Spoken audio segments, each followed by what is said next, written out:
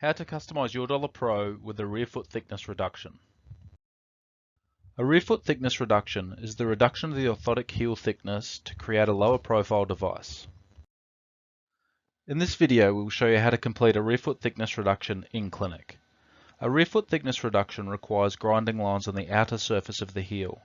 This line will indicate the change in rearfoot post thickness required. Option 1. Use the pre-marked clinical markings for rearfoot thickness reduction. Option 2. Use a ruler to measure and mark the size of the rearfoot thickness reduction needed on the plantar surface. You now have your rearfoot thickness reduction marked and guidelines for grinding.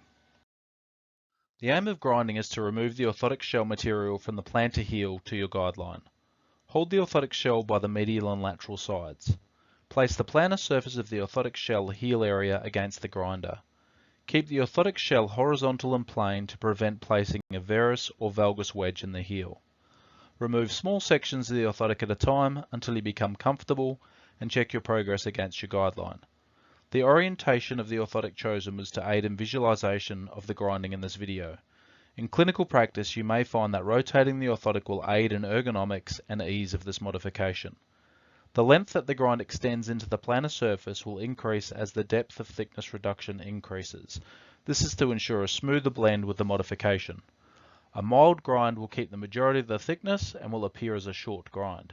A more aggressive grind will reduce more of the thickness and will appear as a longer grind.